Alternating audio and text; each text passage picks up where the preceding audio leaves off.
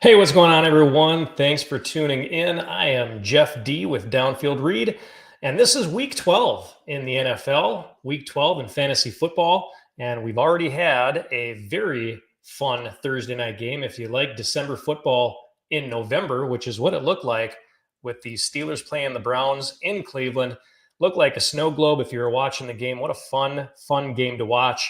And per usual, Cleveland plays the spoiler in that one. So, sorry, but not sorry to all my Pittsburgh Steeler fans out there. That includes Sean, who I usually have on the show. Being a Steelers fan, now we've got something in common as far as my team, the Ravens, losing to the Browns, and his team, the Steelers, losing to the Browns. Third win only for the Cleveland Browns this year. Wow, what do you say? That's the AFC North, right? So what a fun game. And, I don't do this show before Thursdays ever. If you ever wanted advice about the Thursday night game, please feel free to follow me and ask me. Typically on X is where I'm going to reply to most people. But if you wanted to also follow me on Facebook, also follow me on Instagram, LinkedIn, anywhere else, I will get to your questions as soon as I can. And one of my more astute followers on X who asks me questions on a regular basis about his starting lineup every week. After the fact, he didn't ask me about what my thoughts were on the Thursday night game. And this is where I will say, always check the weather as well. Anytime that they predict a lot of rain, we had a Green Bay game. Don't remember where they were playing, if they were in Green Bay or somewhere else. But there are a lot of rain forecasted for that particular game. Same thing with this one, with the snow forecasted. It's really hard to go with a wide receiver in those kinds of respects. So he actually contacted me afterwards and said, man, I think I messed up. I put Chubb on the bench and I started Njoku and Tillman. No, that was obviously not the right call. I had Tillman on my bench after I saw what the weather was going to look like. And plus, he had a very disappointing outing the week before. So Tillman was on my bench. I don't think anybody was really trustworthy. Even Pickens maybe had 5 points, 6 points, somewhere in that range. Nobody really did a whole lot, but Chubb had a big game. Warren had a big game, which was funny because Warren in one of my leagues was actually just dropped the week before, and he ends up having the biggest game of the year so far for the Pittsburgh Steelers. So that's where we're at. And we've got even more fun news this week, not just with fantasy football. We've got a lot of buys this week, and this is the almost Armageddon of teams that it's going to dismantle your entire team. There are a lot of people that were going off on waivers, had a lot of questions, a lot of fun questions about that as well. But for week 12 in the buys, you've got some powerhouse offensive players here with the Buffalo Bills, the Cincinnati Bengals, the New Orleans Saints, the Falcons, the Jets, the Jaguars. And this is where it's very important in the beginning of the year when you are drafting your team to know when everybody's bye week is. Obviously, you want to go with the best person on the board. But if you're kind of contemplating between, well, maybe I got this quarterback or that quarterback, and maybe I've got, Joe Burrow is on the board, and I don't know, name your other quarterback. Kyler Murray is on the board. I've already drafted Bijan Robinson, who's got a bye this week in week 12. Who should I go with? Well, maybe you don't want to go with Burrow in that case because now you're just looking for two starters for the week. So, that's kind of the thing that you got to pay attention to at this point. We've got a lot of people on bye. So we're doing this show at a different time.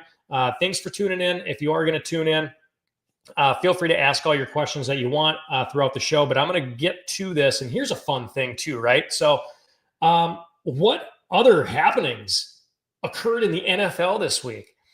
How about Daniel Jones not being even with the New York Giants anymore? So they bench him, and a week later, he's not even on the team. They're going to start Tommy DeVito now at quarterback for the Giants, and Daniel Jones is looking for a new home.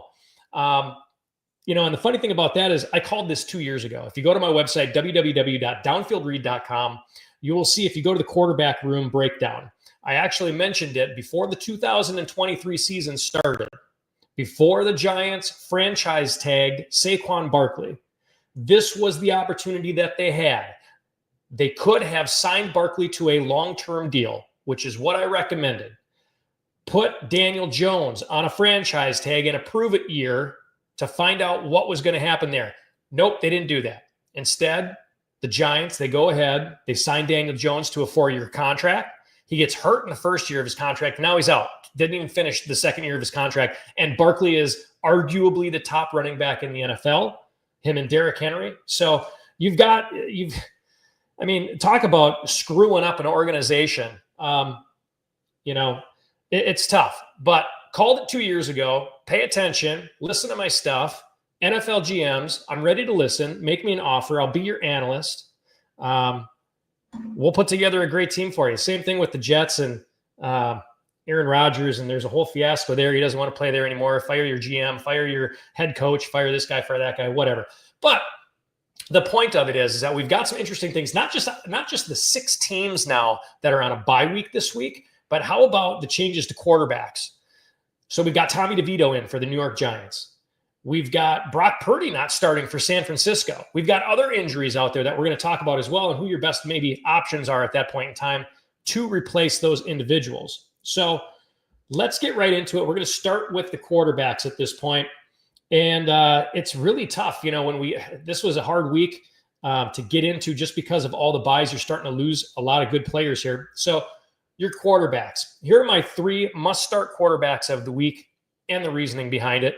Number 1, and I think I like him the most, Baker Mayfield versus the New York Giants, who we just talked about with Tommy DeVito, right? And even Malik Neighbors is still questionable to play on Sunday. So Baker Mayfield versus the Giants, and I do this not because the Giants' D is necessarily bad, but because Baker is coming off of a bye. The whole Tampa Bay team obviously coming off of a bye from last week. So they've had extra time to prepare. And because the Tampa Bay offense is really going to be on the field quite a bit more with DeVito behind center with the Giants, we'll get to the running back situation and the wide receiver situation, but I think Baker Mayfield is a top player right now. I think it's going to be 60-40 time of possession in that game in favor of Tampa Bay. They're going to have a lot of opportunities to score in that game. And whether it's Baker Mayfield passing it out to a running back or running it out and rolling it out himself, I think Baker Mayfield has a fantastic game this week in Week 12. So if you've got him, kudos to you. You've got one of the better quarterbacks while everybody else is struggling. Number 2 is Jaden Daniels versus Dallas. Same kind of a situation in Dallas, right? So since Dak Prescott has gone down and they've had to start Cooper Rush, they have scored a total of 16 points. Ouch! We'll get to defenses too, talking about those 2 teams. But Jaden Daniels versus Dallas. Dallas gives up the 2nd most points allowed per game. That's on average of the entire year, not just the last couple of weeks where they've crapped the bed. It definitely didn't help them any, but 2nd most points allowed per game and the 6th most total yards allowed per game. I can see Daniels running a lot more here. He didn't look real comfortable in the pocket last week. You had Terry McLaurin barely get anything. Maybe he got his first target in the 3rd quarter. But definitely a lot more rushing that you'll see from the Washington Commanders this week, and especially from Jaden Daniels. He's going to be I think he's going to be very relaxed after last week, going against a team, Dallas, that will be lucky to put up double-digit points. And it might be the same kind of a situation with Dallas, where are they going to stick with Cooper Rush, or are they going to start Trey Lance? And then at that point in time, you've got turnover potential there, and you've got the offense being on the field a lot longer there. So I like the upside with Jaden Daniels this week against Dallas. So kind of a similar situation with Tampa Bay and the Giants. They're going to be on the field. He's going to have the opportunity to score a lot of freaking points. So he's my number 2 quarterback of the week. My number 3 quarterback of the week is Bo Nix. It's hard to believe that I've been beating this drum for literally a month and a half with Bo Nix, and he's barely owned in 50% of all fantasy football leagues. This week, obviously, he got the boost because there is no Kirk Cousins, there's no Burrow, there's no Josh Allen out there, there's no Trevor Lawrence. Not that I hope you weren't starting him, but that's the fact. So Bo Nix, he's going to have another great game. Going up against Las Vegas, they give up the 4th most points per game. How could you not like Bo Nix? He's been scoring a lot of points over the last few weeks. He's probably the front runner now for Offensive Player of the Year, or Offensive Rookie of the Year. Denver still is in the playoff hunt as well. As much as you might not want to see it, Denver's still there. Obviously, you got Kansas City. They got the number 1 seed. You got the Chargers this week going up against the Baltimore Ravens, and that should be a fun game as well. But don't sleep on Denver. I think Denver's got a good thing going. They've got an easy schedule down the stretch here. They could very well sneak in as that number 6 or number 7 team. And Nix is averaging over 20 points per game over his last 7 games. Like I said, a month and a half, I've been talking about this guy. Nobody wants to pick him up. Nobody wants to do anything. He's averaging over 20 points. This guy is a stud this week. Number 3 overall for my must-start quarterbacks for this week. Definitely get on Bo Nix. My must-sit quarterbacks of the week. So these are guys I don't like at all for this week. Number 1 is Gardner Minshew. Gardner Minshew versus Denver, obviously, who gives up the 3rd fewest points per game. They give up the 3rd fewest total yards per game. They give up the 7th fewest passing yards per game. Gardner Minshew hasn't been a real great quarterback the way that it is. And I think if Aiden O'Connell wasn't hurt, you'd probably see a little bit more of Aiden O'Connell in here. And also, here's another thing. They're not going to be able to rely on, Las Vegas, that is, they're not going to be able to rely on the running game this week. You have both Zamir White and Alexander Mattison, who are doubtful to play, and that leaves Amir Abdullah. He's going to be taking the charge there. We did see a little bit of him last week. He looked really good, but you're missing your top 2 running backs. You're going up against a very good defense. Gardner Minshew is a must-sit if you could find a different option somewhere else. Maybe even Tommy DeVito would be a better option at this point. I would sit Gardner Minshew. Number 2 is Cooper Rush, right? Now, we're talking about the same kind of teams all over the place here with the quarterbacks and the defenses, but Cooper Rush with Dallas right now going up against the Commanders, who allow the 5th fewest passing yards per game. It's already not a good start for him. He already can't throw the ball. He already is having 2 bad outings where, like I said, they put up 10 points and then they put up 6 points. I've seen enough of Cooper Rush. I'm not even a Dallas Cowboys fan. I'm sure the Dallas Cowboy fans have seen enough of Cooper Rush. You might as well put in Trey Lance at this point in time. Your season is pretty much over. Also, you've got, and I would want to check on this real quick. I'm almost positive at this point in time, wide receiver CeeDee Lamb is set to go. He is set to play. That would have been another knock against him. Obviously, their running game is up in questions as well. You got Rico Dowdle, who has shown some kind of life out there, for offensive plays. I think he had the biggest offensive play last week for Dallas. 9-yard run, maybe. I think he had 2 of them. But they still have this fascination with putting Ezekiel Elliott in there. I'm not sure what that's all about. I think Delvin Cook is kind of done at this point in time.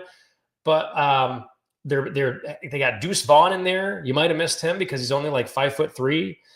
But the comicalness of rotating your running backs out when you've got a running back that can get you some pretty decent plays every once in a while. Not even Derrick Henry rushes the ball 4, 6, 8 yards every time that he gets the ball. You've got Rico Dowdle. At least he gives you some flashes. At least he can find some holes. At least he can make some moves. But as soon as they get in the red zone, he's out. He's not a very good pass catcher, but then again, he's trying to catch passes from a guy who's consistently throwing behind his wide receivers. If you saw last week's Dallas game, CeeDee Lamb was pissed off. Rico Dowdle was pissed off. Who was it? Cooper Rush is not a very good quarterback. He's not hitting his guys in stride. Probably, you know what, give him the benefit of the doubt. He hasn't had a whole lot of time with that first team offense, but still, Cooper Rush, not a very good start this week. Neither is anybody on that entire Dallas Cowboys offense. My third must sit, and this is a tough one this week because, like I said, there are 6 teams that have a bye. So you're probably hard felt for some quarterback action in here. Number 3, Matthew Stafford versus Philadelphia. And I say Matthew Stafford this week because versus Philadelphia, they've got the fewest total. They've given up. The Eagles have the fewest total yards per game, the 2nd fewest passing yards per game, the 6th fewest points allowed per game. And I get that the Rams have all their weapons back, but Quinyon Mitchell and Darius Slay are the real deal at cornerback. And I tell you what, I'm going to go back even a little bit farther. I made a fuss about this before the draft even happened last year about Quinyon Mitchell falling to the 22nd overall pick in the draft to the Philadelphia Eagles. I don't know how this team continues to be given these golden eggs, these golden opportunities of players to draft. They've drafted very well over the last few years because other teams are bypassing the individuals that should be taken earlier. So Quinyon Mitchell falls to 22nd overall in the draft. I had him going at number 14 to the Jaguars as the number one cornerback in the draft. And side note, Jacksonville, by the way, is giving up the second most passing yards per game. Jacksonville, maybe you want to give me a call too. You guys should have gone with Quinyon Mitchell. Get yourself a cornerback. These are the issues that you're going to continue to have. Then, here's the funniest part. Then I had Cooper DeJean actually going to the Eagles at number 22 as the third best cornerback in the draft. So they get him at pick 40. Again, somebody else that slides down.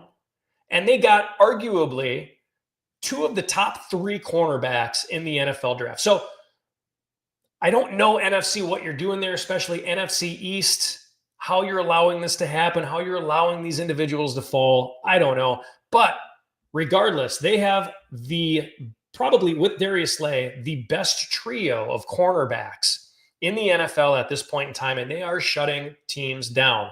So I don't like Matthew Stafford. I think if they're going to win this game, if they're going to stay competitive in this game, if they're going to even stay in this game, there's going to be a heavy, heavy dose of Kyren Williams throughout the entirety of this game. It's going to have to go through them.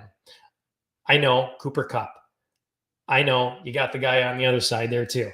I know you got a pretty decent tight end. Fine. Even Tutu Atwell, Whittingham, whoever. Doesn't matter. They're going to shut you down. So Stafford, if you've got a different option there, I would go with a different option in that case as well. Who are the different options? Who would I go with? That's a great question. I'm glad you asked. This is why I'm here. Sleepers. And these are the guys that are technically outside of the top 12 for fantasy football. So my number one sleeper this week, and I'm sure you're all very much aware of it, Justin Herbert. And Herbert is currently 14th overall in fantasy football. Again, depending on what kind of format that you're playing in, if you get a -1 for a sack or whatever it is. Justin Herbert, 14th overall in fantasy football so far this season, going up against Baltimore, who allows the most passing yards per game. The only team that allows more passing yards per game than Jacksonville, the Baltimore Ravens. And they also give up the 10th most points allowed per game. Plus, I would think Baltimore doesn't want to look too stupid here, although they haven't been playing very smart lately. They don't want to look too stupid here, giving up on J.K. Dobbins and Gus Edwards, who are both on the Chargers now. So I would think that they're going to focus on shutting down the run, make Justin Herbert stop you, make Ladd McConkey stop you, make Quentin Johnston stop you, make one of those guys, or I should say beat you, actually. Make those guys beat you. Don't let J.K. Dobbins beat you. Don't let Gus the Bus beat you. But I think Justin Herbert is one of your best sleepers this week. 15 to 20 points. He's going to be a solid contributor. Number 2, Pat Mahomes. Pat Mahomes is technically 15th. He's sitting right behind Justin Herbert in fantasy football. God, it feels good to say. Even just thinking about, the Chargers being in the same division. Justin Herbert, technically, kind of a better quarterback this year than Pat Mahomes. Yeah, I believe it. Patrick Mahomes, 15th overall. And by the way, his league leading 11 interceptions, technically tied for 11th in the league for the most interceptions thrown with Jordan Love and Geno Smith. But he's going up against Carolina, who allows the 4th most total points per game and the most points allowed per game. So go with Patrick Mahomes here. I don't think he's going to have a stellar game. I think he'll get maybe 1 or 2. He might roll out for a rushing touchdown. That's where he's going to get the most bang for his buck. Otherwise, I think it's going to be the Kareem Hunt show there against Carolina. I don't see them putting up a big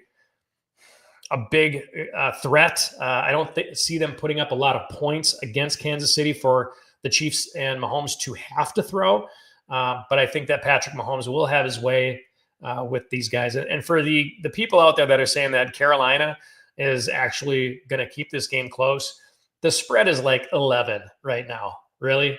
I mean, the odds makers in Las Vegas are saying that the Kansas City Chiefs are going to win by double-digit points. And you got people out there saying that the Carolina Panthers, one of the worst teams in football, are actually going to make this one close. That's hilarious. That's clickbait crap right there.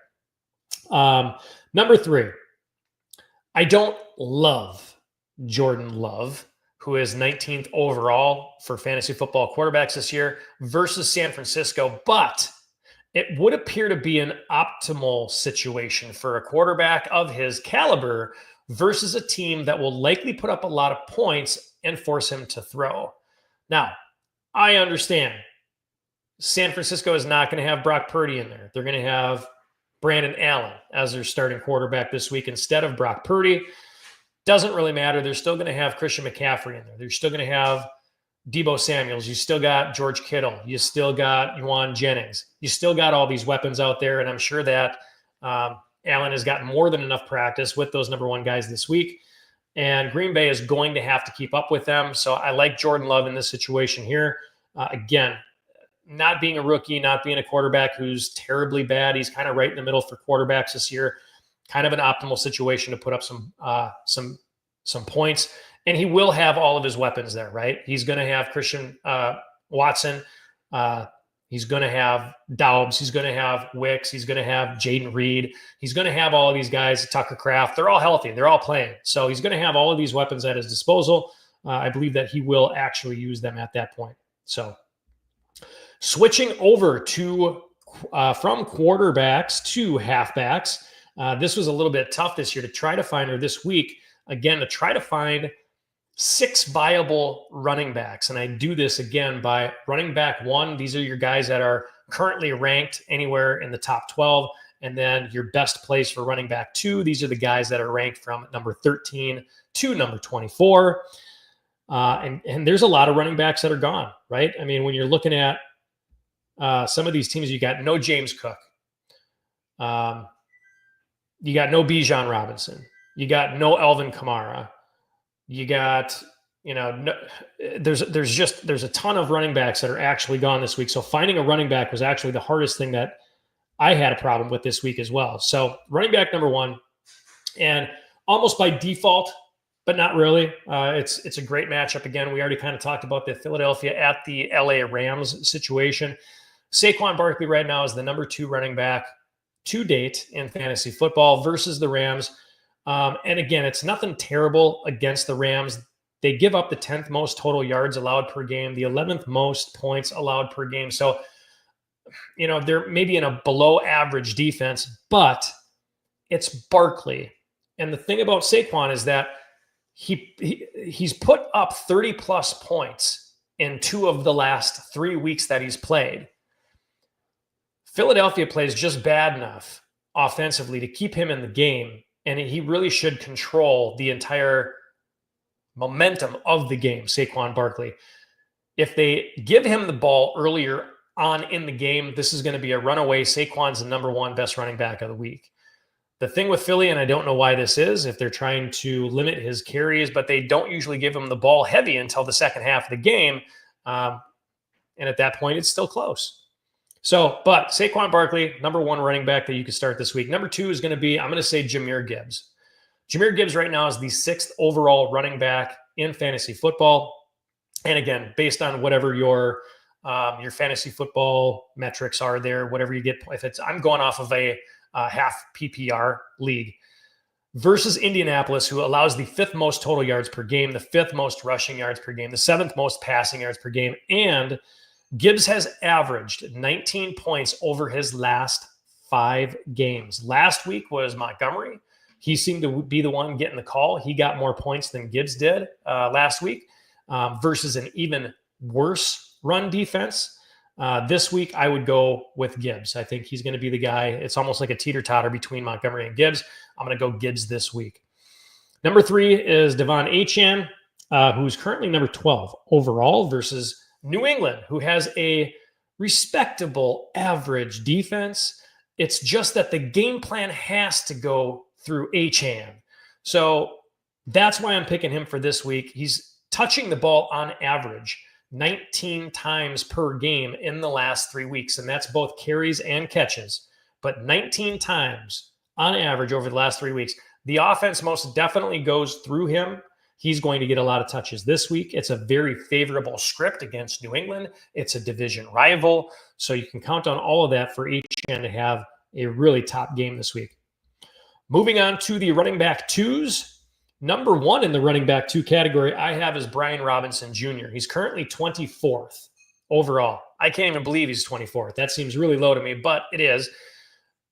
B-Rob Jr. is 24th versus Dallas. And again, Dallas allows the second most rushing yards per game, the second most points allowed per game.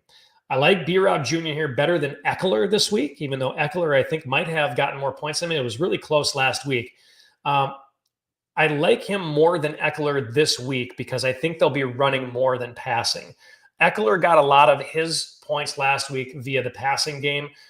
They were switching it up. Brian Robinson Jr. was coming off of the injury yet. I think they were trying to limit his carries a little bit. And honestly, they didn't really need to use him a whole lot. So I do like him, though, this week. I think they're going to end up using him quite a bit, running the ball, not passing so much out of the backfield. So Brian Robinson Jr. is your top running back number two to go with this week.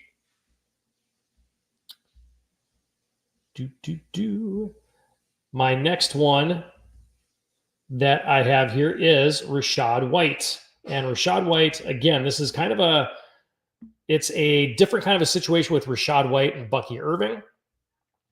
And, but I think in this kind of a situation, you have Rachaad White being 25th overall in fantasy points versus the Giants, who allow the fourth most rushing yards. And again, it's going to come down to the rushing. They're playing the Giants. The Giants are not going to be able to put up a lot of points. I think Tampa Bay gets out to an early lead in this game, and it's going to be Rachaad White running the ball.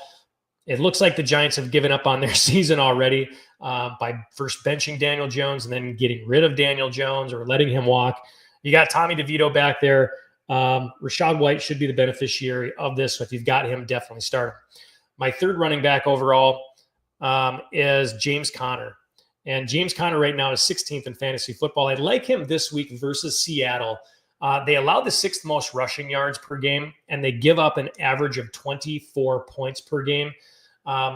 Just overall, I like James Conner in this one. And I'm just checking some stuff right now, so bear with me real quick. Yeah, James Conner should be a very solid play. Should be a running back one in your lineup this week, but running back two for sure for James Conner. Moving along to the running backs that you should not be playing this week. These are the ones that are going to have a hard time. Must sit, and I would say at this point, whichever Las Vegas running back that you've got. Again, it sounds like Madison is not going to play. It sounds like he's going to be doubtful. Sounds like Zamir White is doubtful with a quad injury. So that leaves Amir Abdullah, who's just relatively green. Now, if you're desperate and you want to play him, if you're looking for a running back one, he'll probably get the majority of the carries over the other guys behind him. I don't like it, though, because it's Denver. Now, if he was going up against a team that was giving up a lot of running, if he was going up against Carolina, I'd probably say, yeah, go ahead and start the guy maybe as a sleeper. But whichever running back that you've got for Las Vegas at this point in time, I hope you have a different option there. I wouldn't start any of them against Denver at this point. My second must-sit is DeAndre Swift. He's hurt. It's his groin. That's never a favorable injury. It could be a season-long lingering injury. But I also don't like Rashawn Johnson here either versus Minnesota, who gives up the least rushing yards per game and the fourth fewest points per game. I don't like Chicago at all. And what you have to look at when it's Chicago is look at the first half of their season. Yeah, they put up some points. Some of their players were favorable. Caleb Williams was mediocre at best over the first part of the season. He's not going to do very well. Look at the next part of the season here coming up, and especially for your fantasy football playoffs. If you've got Caleb Williams, I think it's safe to say you can go ahead and just scrap him, get rid of him completely. The whole offense probably isn't going to do anything, and that includes DeAndre Swift. If I'm a defense playing against Chicago, I'm probably targeting DeAndre Swift just so they don't get out to any kind of a lead. But again, with him who's hurt with the groin, even if he does play, if he's questionable, or if they say he's going to play, they're probably going to limit his carries and his touches. You got Rashawn Johnson in there, and it's against one of the better defenses in the NFL, so just don't do it. Number 3 is Jonathan Taylor. And it's really hard to say. I think this is the first time I've told you guys to not start Jonathan Taylor this year. But Jonathan Taylor going up against Detroit. Detroit gives up the 5th fewest rushing yards allowed per game and the 5th fewest points allowed per game as well. And Detroit is going to run up the score. We've seen this for the last few weeks. Detroit is the highest scoring team in the NFL, and they don't stop. It's almost like, okay, you're beating them. Just lay off a little bit. You don't have to score 40-something points. That whole thing is going to eliminate Jonathan Taylor. And even in the beginning of the game here, because Indianapolis is starting Anthony Richardson again at quarterback, any respectful defense is going to shut down Jonathan Taylor. Don't let them try to get out to a lead. Detroit can let their offense get out to a lead, which they've consistently done over the last month. It takes Jonathan Taylor completely out of it. You try to make Anthony Richardson beat you, which you will not be able to do. And then at that point in time, Jonathan Taylor is pretty much pointless to use. So I know that, again, there's a lot of running backs. You probably got to start Jonathan Taylor on your team if you've got him. But wow, I think you're in for a long day if you absolutely have to start him. Some of the sleeper running backs that you should be looking for. Hopefully you've got one of these guys on your team. My first one is Kareem Hunt. Doesn't seem like he should be in the sleeper category right now, but he is 30th overall for running backs. And he had only 6 points last week. So I don't think that he's a bona fide starter in any given week, just because 6 points doesn't really resonate with what a starting running back should do, especially on a team like the Kansas City Chiefs. This week, though, and I kind of hinted at it before, Kareem Hunt going up against Carolina, and they give up the most rushing yards and the most points per game. I wouldn't worry too much about all of the rumors of them going to some kind of a running back by committee. They're going to get, I can't think of his name off the top of my head back. They've got Carson Steele in there. They've got some other guys in there. Just go with Kareem Hunt. Kareem Hunt is the guy that you're going to want to start. He's going to get the majority of it, at least in the very beginning. And they'll run him up,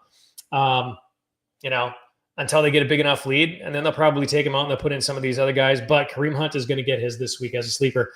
I mentioned it before. If you have to, Rico Dowdle is number 33 overall. This is a guy that I would predict to probably stay asleep. But depending on what the game plan is, if Dallas has really done any kind of video watching and they've seen what the running game looks like, Ezekiel Elliott is not the guy. Deuce Vaughn is not the guy. Dalvin Cook is not the guy. The only guy that you really should be focusing on in the backfield, whether he averages 2 yards per carry or 4 yards per carry, is Rico Dowdle. He's your running back number one going into the future here, unless you're planning on getting somebody in the offseason or you're planning on drafting somebody. But Rico is 33rd overall for running backs this year, going up against Washington, who gives up the second most rushing yards per game. And this will be the easiest. Here's the thing about Rico Dowdle. So he hasn't put up a lot of points in the last few weeks, especially with Dak Prescott being injured and having Cooper Rush in there. When you're looking at this entire thing as a whole, this is going to be the easiest run defense that they have gone up against since Dak went down to injury a few weeks ago. So while they've tried to get the running game going early and then their defense is sputtered and they're giving up a lot of points and then they have to abandon the running game, they could stay in this game, especially with the problems that we saw last week with Washington, not getting the ball to Terry McLaurin. It looks like there might be something wrong with Jaden Daniels. He's not really chucking it downfield. It could be that rib injury yet. So this could be a surprise sleeper, but it's why he's part of my sleepers right now. Rico Dowdle might be worth a flex spot in your lineup this week. And then another sleeper, and yes, he is still justified as a sleeper, Tyrone Tracy. Is 32nd overall in fantasy football, which does make him a sleeper option outside of the top 24 versus Tampa Bay, who gives up a lot of passing yards, the third most per game, as a matter of fact. But they also give up a lot of points, the sixth most passing yards per game. That offense is going to have to go through Tracy. And that's why I say that he could be, I think Tampa Bay gets out to a big lead, and I think they run away with it with their running backs, literally. But Tyrone Tracy, if Malik Neighbors is questionable, he's still hurt, he's not going to play, and you've got Tommy DeVito in there, I would think that they are going to rely heavily on Tyrone Tracy to make this whole thing work and stay in the game. If the Giants want to save any kind of face at all after the whole Daniel Jones fiasco, they're going to have to rely on their playmakers here, and that's where Tyrone Tracy comes in for that New York Giants offense. Moving along from the running backs into the wide receivers, we've got your wide receiver ones, and there are a lot of those guys that were on bye. If you think about, again, the teams that are out this week, Jamar Chase, Drake London, there's quite a few of them that are not playing this week. So this was kind of hard to pick the most favorable matchups and everything. My first favorable matchup is Courtland Sutton. And it's funny because Courtland Sutton is actually 14th overall in a half PPR league, 14th overall with everybody. But with all of the buys, you're missing out on 6 of the top wide receivers. And he's actually 8th now at this point because of all the buys. So versus Las Vegas, who allows the 4th most points per game, Sutton is averaging 7 catches per game on 10 targets per game in his last 4 games. So Courtland Sutton is the clear number 1 guy that Bo Nix likes to throw to. I already said that Bo Nix was a must start this week. He's going to throw it a lot to Courtland Sutton. He's averaging 15 fantasy points per game in a 0.5 PPR. So Courtland Sutton over the last 4 games been stellar. You're going to want to have him in your lineup. Number 2, I mentioned it before, Jayden Reed. Jayden Reed is 11th overall. He's actually a true number 1 wide receiver in the top 12, but because of all the buys, he is sitting at number 6 this week versus San Francisco. And I mentioned before, Love before, that I don't really necessarily love him, but he's going to have to rely on Reed to keep up or stay ahead in this game. Right now, it's Green Bay, I think, by 2 still, with an over-under of 47.5, which is one of the higher games or higher point totals of the games this weekend that the professionals in Las Vegas are saying. So I like Jayden Reed to get his points this week as well. And then I've got Amon-Ra St. Brown, and that's just a no-brainer against Indianapolis. Amon-Ra St. Brown is averaging 21.1 fantasy points over his last 3 weeks.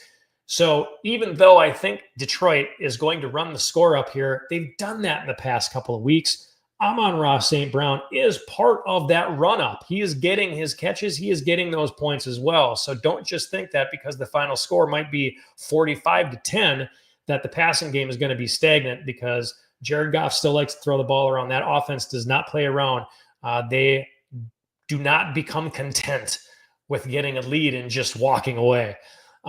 He's been targeted 26 times, and he's caught 24 balls. Out of the last 26 targets, he's caught 24 of them. That's amazing. And 4 touchdowns in the last 3 weeks. That's his last 3 week stats. He's also caught at least 1 touchdown every week since week 3. And again, we're in week 12. He's caught at least 1 every week for damn near the last 10 weeks. So Amon-Ra St. Brown, no brainer. Start him absolutely 100%. Your wide receiver 2s, and these are the guys, again, that fall between that 13 to 24 wide receiver. I love Jauan Jennings this week. Right now, he is currently 19th overall versus Green Bay, who is, again, they've got an above-average defense. They're a top 12 to 15 across the board, which is decent in their pass defense, the rush defense. But Jennings is getting the number 2 cornerbacks with Deebo Samuel there. And Deebo Samuel, if you've seen him over the last few weeks, he hasn't done anything. We need to have a real conversation about what the problem is with Deebo. But Deebo is getting covered pretty well.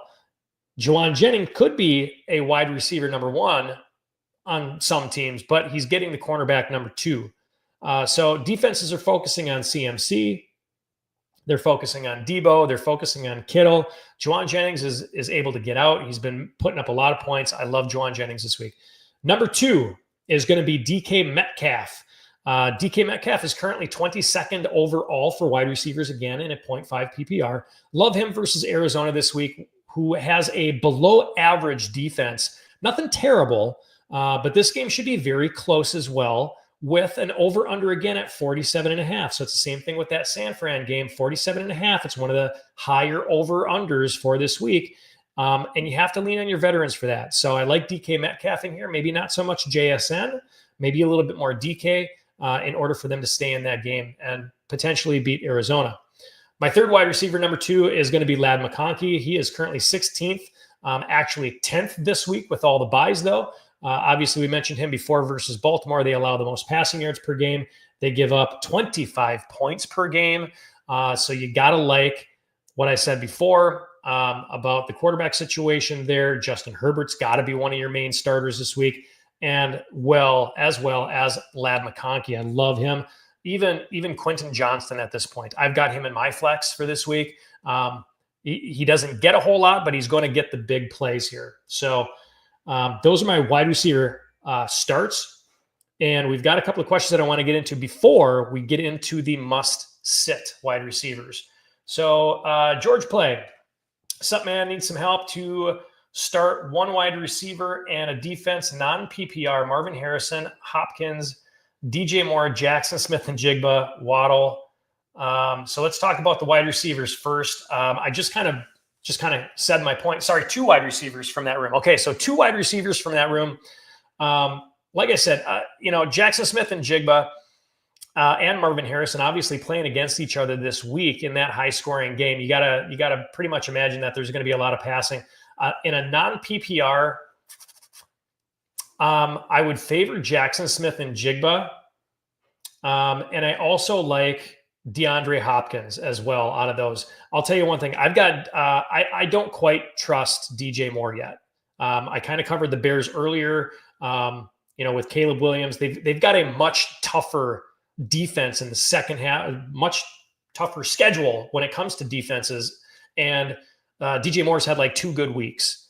So the inconsistent play from Caleb Williams, DJ Moore is on my bench. I'm actually starting. I've got Terry McLaurin, Debo, unfortunately, and Calvin Ridley. And then I've also got, I mentioned Quentin Johnson in my flex, and DJ is the one guy that I'm not starting. I know it's a good matchup against Minnesota, but I can't trust them. Minnesota has a good defense. They give up a lot of passing yards. I just don't trust it. So Jackson Smith-Njigba, Marvin Harrison would be my Jackson Smith-Njigba and Hopkins, not Marvin Harrison. I think Marvin Harrison is good for some bigger strikes. But I think with Kansas City going up against Carolina, I like Hopkins more.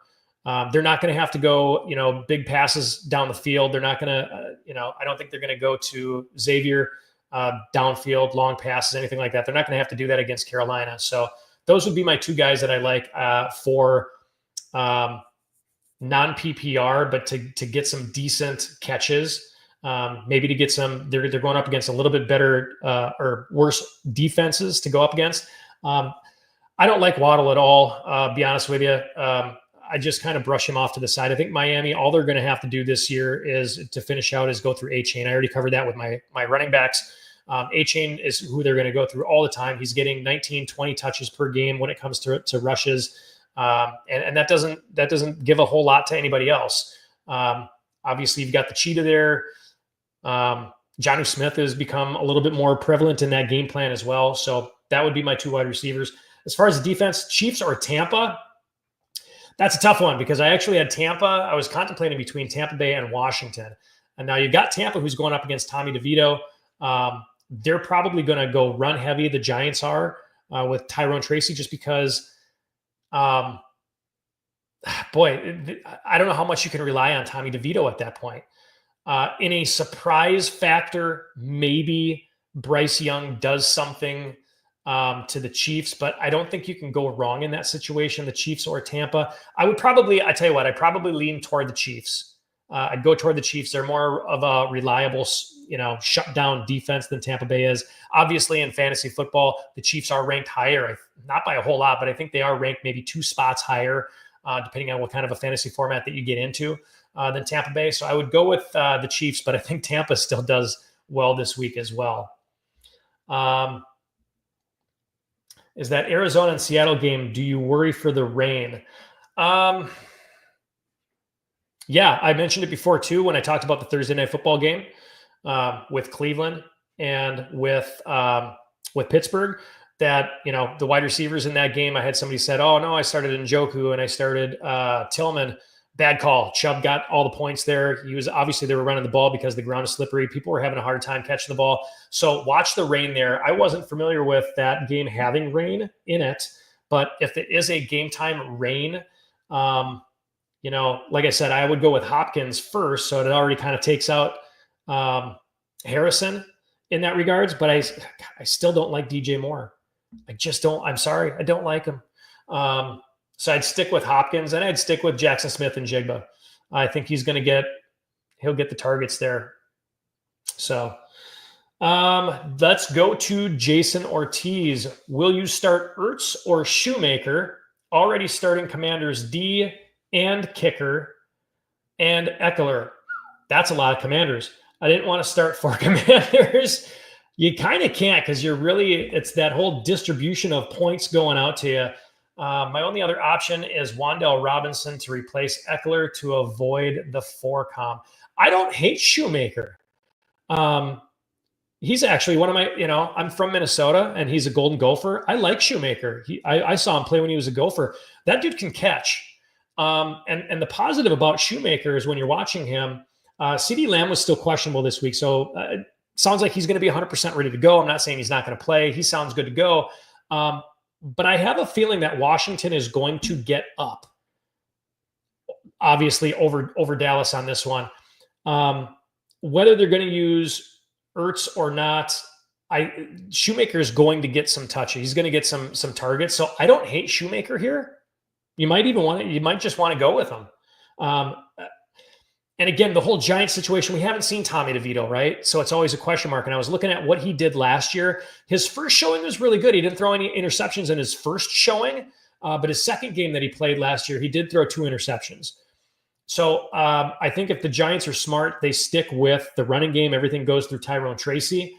And even when they had Daniel Jones in there, and I'm not saying, obviously, Daniel Jones wasn't even worth keeping on a team, but if you look, they're probably going to try to get the ball a lot more to Neighbors versus Wan'Dale Robinson.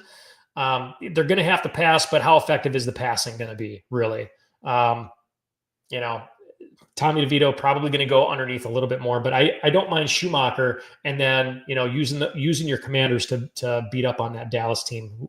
Not going to do much of anything. So, but yeah, I wouldn't. Like I mentioned before with Ekeler, one of my favorite starts this week for a running back is B-Rob Jr.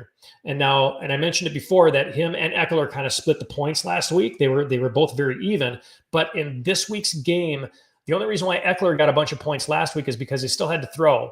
And Ekeler was the guy that was catching the passes out of the backfield. It wasn't B-Rob. B-Rob's in there for the running. So if Washington gets up, you're going to have a lot more B-Rob than you are Ekeler.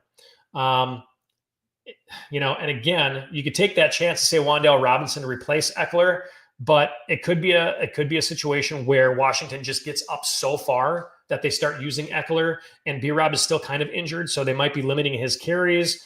The big question mark, obviously, is how good is Tommy DeVito going to play? So let me rethink this real quick. Ertz or Shoemaker? I like Shoemaker. You're starting the defense. You're starting the kicker.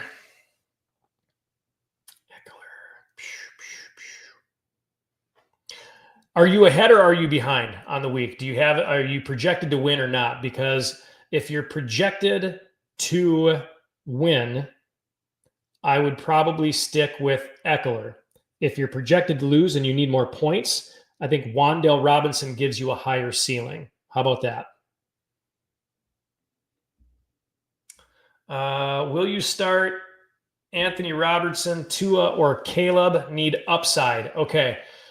The biggest upside here is not going to be Caleb Williams. I could see Anthony Richardson rushing in touchdowns, but they're going to have to throw a lot. Did he look decent? Sure, he looked okay last week. Tua, I don't think has more upside. I think AR has the best upside out of those three because even though Tua is still running the ball, again, I think they just go through Achane for that game. AR, you're probably going to get some rushing yards in there. Keep in mind that the Lions defense without Hutchinson, they haven't been as good. They're going to put up points. I would say biggest upside is going to be Anthony Richardson. Not a fan overall, but I think he gives you the most upside. He's not terrible. The wide receivers all seem to be healthy, and they're going to have to throw. So I think he either throws for some decent yardage or he's going to have to take off running. Would you start Baker Mayfield or Jordan Love this week? I went over the quarterbacks earlier in this show, and the first one that I had as a must start is Baker Mayfield. I'm not in love with Jordan Love at this point. He's got all of his weapons back there. So you've got a healthy Christian Watson. You've got a healthy Jaden Reed. You've got Wicks. You've got Doubs. You've got those guys that are there, which is great. But now looking at the quarterback situation with San Francisco where they're not starting Brock Purdy, They're still going to have Christian McCaffrey, but I think it's going to be more of a ground attack from San Francisco. I think that drains a little bit more time off the clock, less opportunity for Jordan Love to do anything. And if he's really bad at quarterback and Green Bay can get out to a lead, I think you're going to see less Jordan Love in that game to begin with. So I like Baker Mayfield this week. I think that's just one of my top 3 picks of the week. So definitely Baker Mayfield there. Ooh, you were against. Okay, so you're behind. You're versus Chubb. So Jason, I hope I answered that question for you. The best upside that I can give you is AR-15. I would definitely go with Anthony Richardson. Gerard, Kyler or Nix at quarterback? Let's answer that one first before we get into anything else. Nix was in my must starts. I had 3 must starts in the beginning of the show, and Nix was one of my favorite ones here. And let me just pull up why. Not just because he's awesome, but Bo Nix versus Las Vegas, and they give up the 3rd most points per game. So, and Denver is still in the playoff hunt. I love that fact. They're not going to slow down. This isn't it's just a division rival, and we want to beat them. They're currently obviously behind the Kansas City Chiefs and the Chargers here. So they're going to try to make it in. They're right on that kind of bubble. Are they going to make it or are they not going to make it? Nix is averaging over 20 points per game over his last 7 games. And I think that's the biggest thing that I can emphasize here is that this is not a flash in the pan guy. I've been talking about Nix for about a month and a half now about how you got to pick him up. He's not owned by, more than 50% of any fantasy football leagues. You got to go after Nix. So I love Nix here over Kyler Murray. Kyler Murray is a lot more up and down, but Bo Nix is, I just love him. I think he's the real deal here in this game against Las Vegas. Again, they give up the 4th most points. I think, Kyler has wheels. Obviously, he can run them in. So does Bo Nix. He's got some wheels too. So I would not be afraid to put in Bo Nix, averaging those points over the last 7 games. I like him, probably more so than Kyler Murray. But kudos to you for having both of them, actually, because, there's some teams that don't even have one viable quarterback, and you've got 2. So, all right. Given all the San Fran injuries. Yeah. Yep. All right. So let's continue. That looks like all of the questions that we've got for now. Let me get back into the wide receivers. And I mentioned the guys that you got to start. Let's get into the wide receivers that you might not want to start or your must sit wide receivers this week. Oh, you know what? There was another question in there. I'm sorry. At wide receiver and flex, I need Downs, Ridley, Jennings, Rachaad White, Hockenson at a wide receiver and as a flex position. Well, and the reason why I thought to get into my must sits, I've actually got Calvin Ridley as a must sit versus Houston. Houston allows the 4th fewest total yards per game and the 6th fewest passing yards per game. So Ridley was sick. He's hurt with a wrist thing. He wasn't practicing this week. If he's not catching touchdowns, he's just not worth a whole lot. I'm not completely sold on Will Levis in the first place. So I would say Jauan Jennings, and I talked about Jauan Jennings as being one of my must starts as a wide receiver, number 2 overall. So Jauan Jennings is currently 19th in fantasy football versus Green Bay. They've got an above average defense, maybe a top 12 to 15 across the board there. But Jennings is getting the number 2 cornerback, like I said before, and he's putting up points. So, defenses, and I think this is going to happen with Green Bay as well. They're going to focus on shutting down Christian McCaffrey. They're not going to care a whole lot about the quarterback situation with Purdy being out, but they've also got Debo and Kittle to cover, and they just can't cover them all. Jauan Jennings seems to be slippery. He seems to be the guy that gets open a lot. So I think he's going to be the guy that you're going to want to start for sure in your wide receiver spot. Now, as a flex, I also talked about Rachaad White. I'm not really sold on TJ Hockenson. I haven't gotten into the tight ends yet, but TJ Hockenson has kind of been a miss here, and Sam Darnold doesn't seem to be playing as well as he did in the beginning of the year either. So Rachaad White, I think Tampa Bay gets out to a bigger lead in that game against the Giants, and I like Rachaad White. Yeah, he's splitting time right now, but he is the number 1. So he's still a number 1 running back there. I think he's going to get the bulk of the carries. I think he gets a touchdown this week as well. So Rachaad White, I would put him in your flex over Hockenson. And obviously I would scrap Ridley. I would put in Rachaad White and Jauan Jennings as your flex and your wide receiver. So, hey, guys, if you missed the beginning of the show, it's no worry. I'm not saying it to make you sound bad or to say, hey, I already talked about this. I don't care. I'll cover it again. It really doesn't matter to me. So don't worry about missing the beginning of the show. If it's something that you wanted some more explanation on, go back and rewatch it and whatever you need to do there. So I just appreciate the questions. Thank you so much. But to continue with the wide receivers, I mentioned one that I didn't like, and that was Calvin Ridley. I also don't like, and here's another one that's probably going to shock some people, right? It's not like you're going to not start CeeDee Lamb, but you should really think about it if you've got a lot more options. Washington allows the 5th fewest passing yards per game. Okay. So they've got a very good passing defense. Who's the quarterback for Dallas right now? Cooper Rush. Who's their running back right now? I don't know, kind of a Rico Dowdle, Deuce Vaughn, maybe Ezekiel Elliott, depending on, if they're going to be running or passing or whatever it is. CeeDee Lamb is kind of pissy right now. He's a little bit injured as well. I think he's not just hurt physically, but I think he's probably hurt a little psychologically. The guy was having a great, outstanding year in the beginning of the year. And now that Dak has been gone, who knows how long Cooper Rush is even going to be in at quarterback as well. You've already got some rumblings in there about Trey Lance. And, let's be honest, the last time that we saw Trey Lance, he wasn't much of a passing quarterback either. The offensive line is in shambles. They're getting to Cooper Rush too fast. CeeDee Lamb, I don't know, man. I would seriously consider other options there. It's probably the same way that I feel about DJ Moore right now, and not starting him is because he's burned me. Maybe I'm taking a little bit too personally, but CeeDee Lamb, look for someone else. They're going up against a really good defense, and they got a really bad quarterback situation and offensive line situation. Because I'm not even sure if Zach Martin is going to play. I haven't looked at that at all, but their offensive line is banged up for sure. The third one, and I mentioned him before when we were talking about DeAndre Hopkins. The third one that I don't like this week at all is Xavier Worthy versus Carolina. Yes, Carolina has a terrible defense. I don't care how bad Carolina's defense is. I do care because it's so bad that Worthy is kind of this boom or bust. They might, give him the ball on a jet sweep. He might get something there. But outside of that, if he's not being thrown a 50-yard pass into the end zone, he is a boom or bust type of wide receiver. And that is not what they're going to need this week against Carolina. I think it's going to be run heavy. I think it's going to be Kareem Hunt. Outside of him, I think they're going to, go to Kelsey. They're going to go to D-Hop. Xavier Worthy is not helpful in these kind of games when they're playing teams that are going to be lucky if they put up 10 to 14 points. So again, and that's why I like the Chiefs defense from earlier as well. If you're looking for some sleepers to replace these guys, or whether they're out there or guys that you're questioning whether or not you want to put them in your lineup or as a flex, I do like Tank Dell this week. He's currently ranked 44th, and he's going up against Tennessee, who gives up the fewest passing yards per game this year. But that, with Nico Collins being back, they're going to take the focus off of Dell.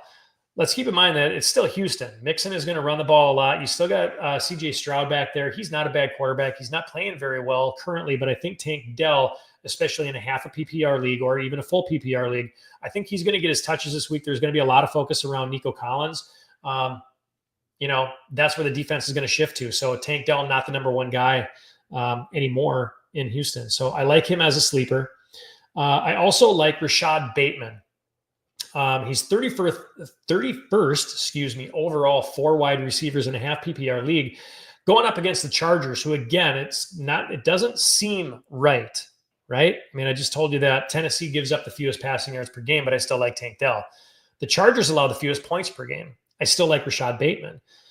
Bateman's going to have to step it up. He's typically been bad week, good week, bad week, good week. Last week was a bad week. And if you look at just, the first 10, 11 weeks of the season, that's kind of how it's been. Every time he's had a bad week, he's typically bounced back to have a good week. So I do like Rashad Bateman here, going up against the Chargers if you're looking for a sleeper wide receiver. My third sleeper, so as much as I've bashed on Caleb Williams, he's got to get the ball to someone. It's not going to be DJ Moore. I wouldn't worry about him. Like I said, I'm keeping him on my bench. I practice what I preach. I'm not starting the guy. So Keenan Allen, who's so far down the list that you don't even want to think about him, versus Minnesota. But Minnesota gives up the 5th most passing yards per game. And Keenan is averaging 8 targets and 5 catches over his last 3 games. That's what makes him a little bit better of a play as a wide receiver, number 2, number 3, between him and Odunze. But Keenan Allen has averaged 8 targets, not bad, and 5 catches over his last 3 games. If you're looking for, again, a sleeper, he might be somebody worth going after there. So there's your wide receivers. Let's get into some tight ends. First tight end, and I mentioned him before, Travis Kelce versus Carolina. It's one of the reasons why I don't like Xavier Worthy at this point in time. Like I mentioned before, the Chiefs don't need big chunk plays. They just don't need it. But when they do pass, and they'll have to pass, you can't just run the ball every play. When they do pass, it'll be short, and it'll probably be to Kelce. 2 touchdowns for him in the last 4 games. He's averaging 13 fantasy points per game. He's averaging 11 targets per game with 8 catches per game in that same time span of the last 4 games. So Travis Kelce didn't have the best first half of the season here. Now he's coming on strong, and this is another opportunity where he's going to be a part of that game plan where, Mahomes can just dump it off to him. I love Travis Kelce this week. He's going to have a big week. I also do like McBride versus Seattle, just because Arizona's coming off of their bye week. They're a little bit more rested. McBride is a top 5 tight end this year. So I do like him. Again, somebody asked about the weather before. Mind the rain. If it is going to be raining, you might want to look for somebody else. It's kind of the same situation as the Pittsburgh Browns game. And then my third tight end that I did like was Zach Ertz. So I don't hate Zach Ertz. There was a question earlier about, should I start Zach Ertz or should I start Shoemaker? I believe I've got Shoemaker in here as one of my sleepers as well. So it's kind of a, this or that kind of a guy. Dallas allows the 16th most passing yards of tight ends. So it's kind of a, flip a coin. Is he going to have a good week or is he going to have a bad week? Are they going to need to pass the ball? Are they not going to have to pass the ball? And I think that's what I start to lean on is, if they do pass the ball, it might be a situation like the Kansas City Chiefs where it's just going to be kind of a dinky-dunky kind of an offense. Maybe Terry McLaurin doesn't have a very good game again this week. But, with the way that Daniels is playing, he'll be checking down short passes. I think that rib is still bothering him. So Zach Ertz is my number 3 must-start tight ends for the week. As far as my must-sit tight ends for the week, here's where I don't like Mark Andrews or Isaiah Likely versus the Chargers. So the Chargers allow the 9th fewest yards per game to tight ends this year. And it looks like after last week, I would have probably liked, or maybe I wouldn't have put Mark Andrews on the must-sit list, but it looks like Baltimore went back to Isaiah Likely last week. He was getting some passes thrown his way. I think he put up 7 fantasy points. So if he's back into the fold of things for the tight ends, and maybe they're trying to switch something up to get that offense going again, especially after, the Pittsburgh game, maybe Isaiah Likely takes a little bit of chunk away from Mark Andrews again, and we get the Mark Andrews from the first half of the year. So I'm not a big fan with that game, especially going up against the Chargers. Number 2 is Tucker Kraft against San Francisco. San Francisco allows the 6th fewest yards to tight ends this year. Green Bay is going to have to go deep, I think, still. They're going to have to get some passing done still, even without Brock Purdy being in there for San Francisco. They're going to utilize their trio. I think they're going to utilize their trio of Reed and Watson and Doubs. So I think that's who's going to get the most benefit from the passing game. They're not going to go to Kraft a whole lot. He was kind of not used as much previously, but these other 3 guys with a healthy running backfield, Josh Jacobs is still running strong. So I think that they're going to try to do that a little bit more this week as well. And then on the third must sit of the week, I don't like Dalton Schultz. I kind of talked about the return of Nico Collins. I do like Tank Dell, not so much Dalton Schultz versus Tennessee. They've been shutting down tight ends all year. Tennessee has a solid defense, and this is why I don't like him and why I do like Tank Dell. Another reason why I like Tank Dell is because Houston is not going to be able to throw to their tight ends. Tennessee, they've been shutting tight ends down all year, 5th fewest yards per game going to tight ends. Like I said, Nico is back. That pushes Dell to the number 2.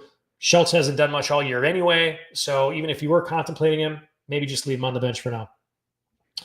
My sleepers this week, and I've got a couple of them, just because what happened, I'll have a super sleeper in there as well. So I like Dallas Goedert versus the Rams. Philadelphia, the Rams give up the 6th most passing yards to tight ends. Devonta Smith is still injured. The over-under for that game, I think, is the highest of the week at 49 on this game. So look for a lot of scoring with the Philadelphia and the Rams game. And I think Dallas Goedert is one of the beneficiaries there that you can feel comfortable with putting him into your tight end role. Number 2 is Theo Johnson. And this is, maybe sleeper or super sleeper, but Theo Johnson for the New York Giants versus Tampa Bay. Tampa Bay gives up the 4th most passing yards to tight ends.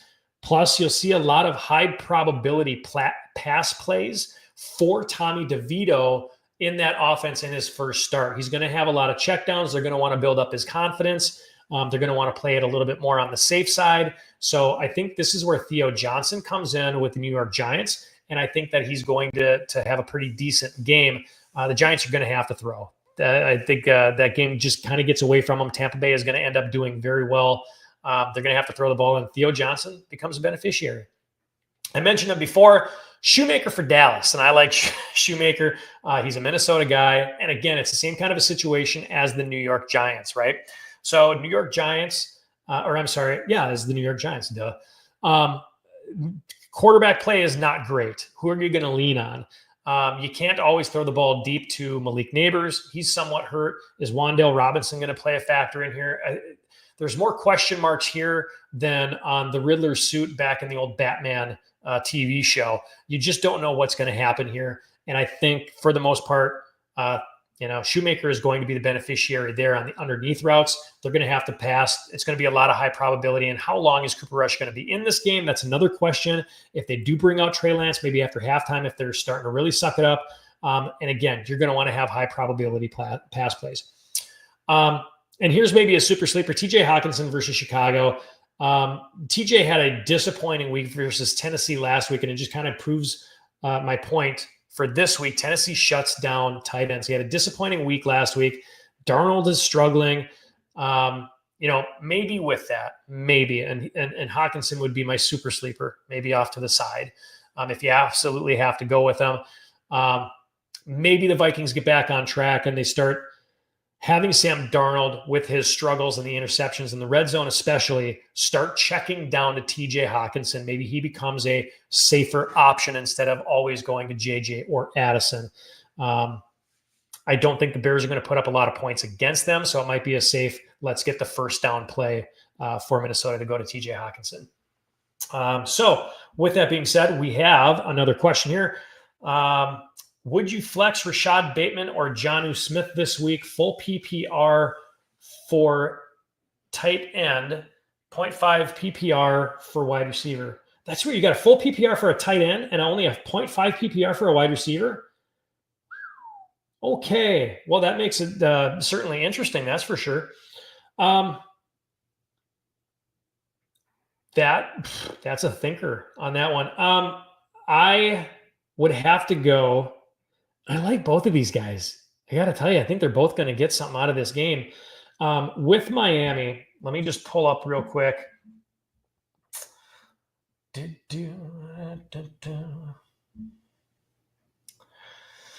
My first thought, and before I give you, long, detailed advice on this one, my first thought is Bateman, just because I had him as one of my sleepers for this week.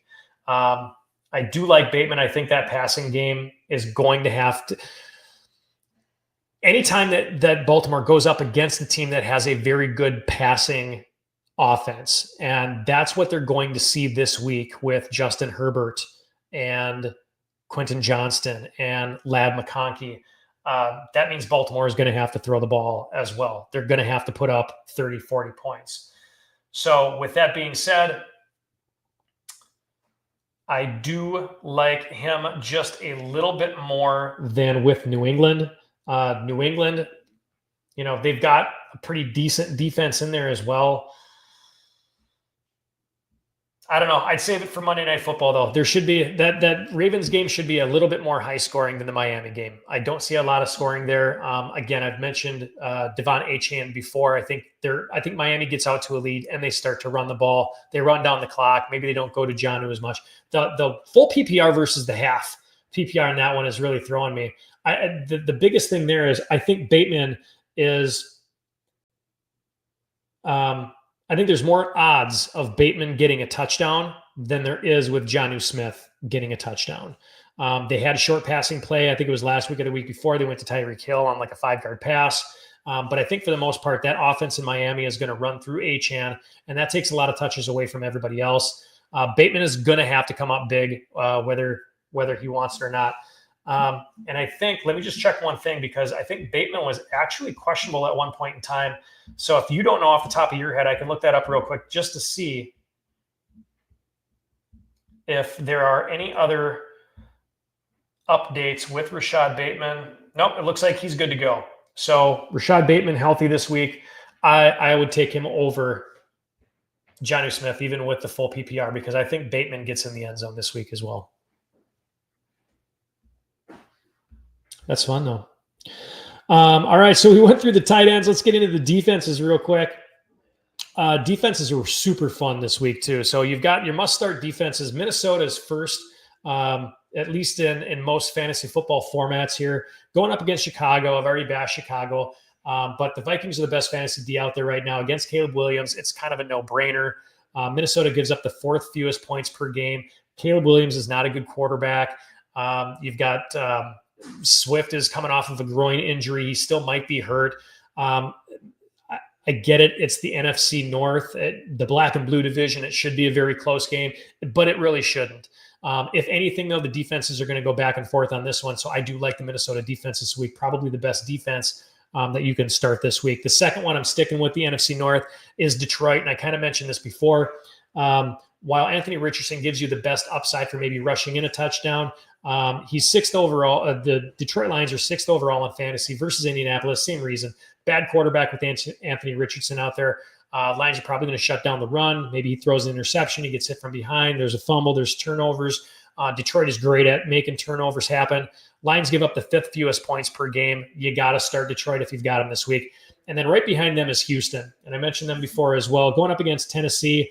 Fantasy-wise, Houston has put up double digits 4 of the last 6 weeks, averaging almost 11 points per week in that same time span. In real life, the Titans score the 5th fewest points per game also. So they only score 17 points. So it's not like Houston has to do a whole lot. In real life, Tennessee's not putting up a whole lot of points for you. Houston putting up a lot of good fantasy points. Those are your 3 must-start defenses for this week. Here's your must-sits for the week. And I'm going to start off with the Chargers. I mentioned it before. Thanks for the question, Pater, but I mentioned it before. This is slated as the highest scoring game this week. Monday Night Football. The Ravens always come out to play on nationally televised games. It's the Harbaugh game again, or the Harbaugh, I guess, if you want to call it that, number 2. Here's the thing. The Chargers are the 5th best defense in fantasy football, but versus Baltimore, who scores the 2nd most points per game, they're averaging 30.5 points per game. I think they do the same thing here against the Chargers. This is going to be a very high-scoring game. I wouldn't be surprised if Baltimore wins this game somewhere around 32-21, something like that. So I would not start the Chargers at this point in time this week. Second one, I'm going to stick with LA and say the LA Rams. They are currently the 10th best defense in fantasy this week, but they're going against Philly. They've put up 26 points or more in the last 5 weeks in real life here. Philadelphia Eagles have scored 26 more points in the last 5 weeks. They are averaging 30.5 points in that same span. So while Baltimore is averaging 30.5 points over the season, and that's why I wouldn't start the Chargers defense, Philly is averaging 30.5 points per game over the last 5 weeks, and that's the best reason to not start the LA Rams in this situation. Again, very high-scoring game. I think it was 47.5 is the over-under for that one.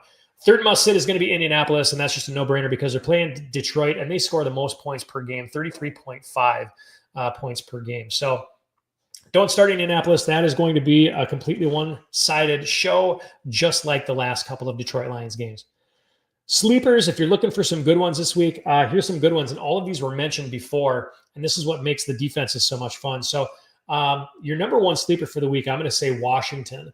Washington is currently ranked 19th overall for fantasy football defenses, but they're going up against Dallas. What more can I say about Dallas? The Cowboys have scored 16 points in the last 2 games combined. CeeDee Lamb is a little bit banged up. Their offensive line is banged up. Cooper Rush is throwing the ball ineffectively. They might put Trey Lance in there. That just reeks of Washington being able to blitz, being able to get some turnovers. I love Washington this week. Second best defense, I think you could start as a sleeper this week.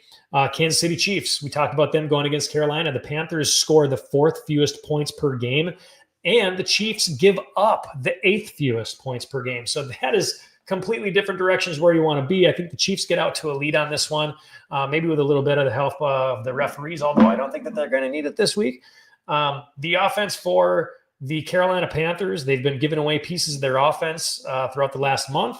It's not as potent. They still got Bryce Young back there. He's not a good quarterback, so the Kansas City Chiefs are going to take advantage of that. If you've got the option to play them in place of one of your other ones, I would go that route. And the third one is the Tampa Bay Buccaneers. And here's the thing. The Tampa Bay Buccaneers, their defense in fantasy is 23rd overall, but they are playing the New York Football Giants. And the Giants were already scoring the fewest points per game with Daniel Jones. Now you don't even have Daniel Jones in there anymore. So you got Tommy DeVito is in there at the helm under center on an offense that already scores the fewest points per game throughout the season. This one should be a no-brainer. It should be all Tampa Bay. I would even look for Tampa Bay to score a touchdown here. Maybe Antoine Winfield Jr. gets a pick six, something like that. I think something really, really, really bad is going to happen with the New York Jets here. Karma is definitely not on their side this week. So I would definitely go with one of those three teams. I've actually got Tampa Bay and Washington. And I have to decide between those two. And I think I actually decided on Washington, although I just made that change today. So any other question? Oh, we got another question that just came in here.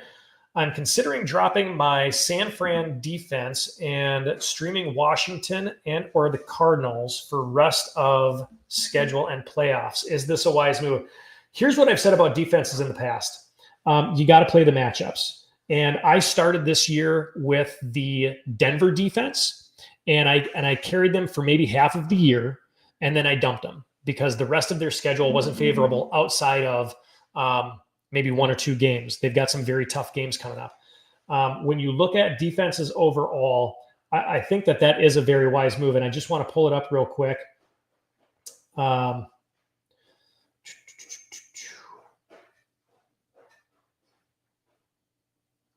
So when we're looking at defenses and you're looking at Washington, like I said, I picked up Washington.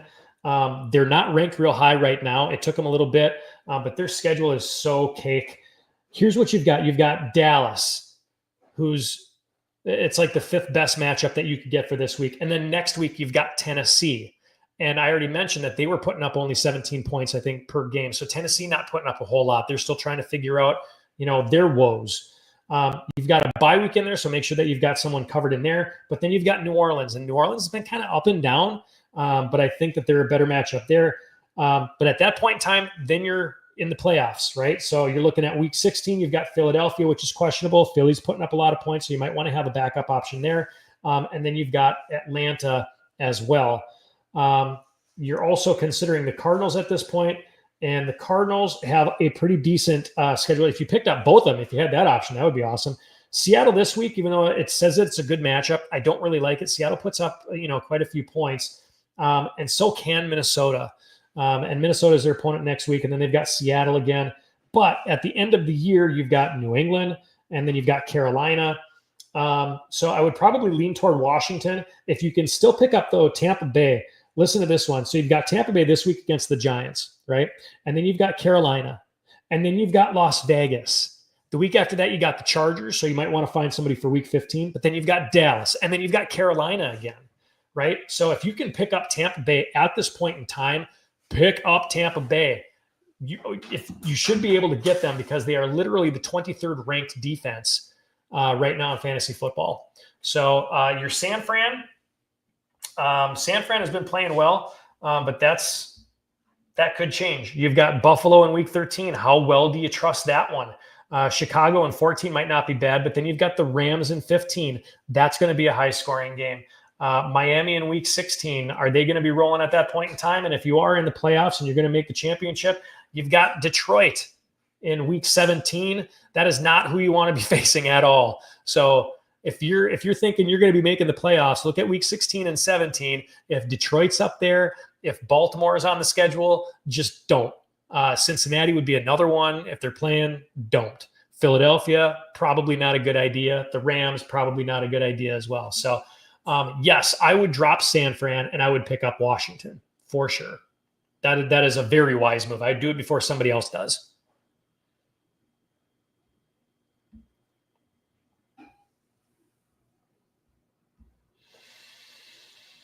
All right.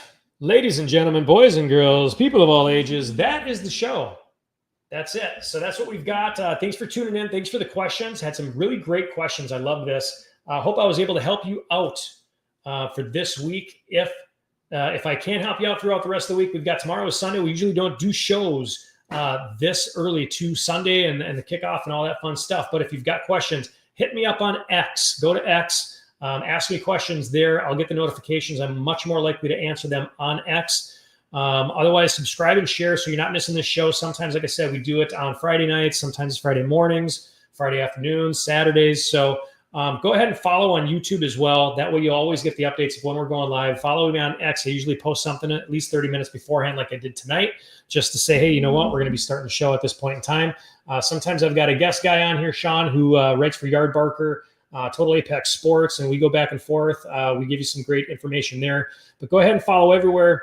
And as always, go ahead, check out the bottom. If you like, if you appreciate the tips that I'm giving you, I appreciate the tips that you give me. So let's work together. If I can help you out, I definitely will. Thank you so much for tuning in. Again, keep me handy, and I'll help you finish this out, whether I make the fantasy football playoffs or not. I can help you out in any way that I can.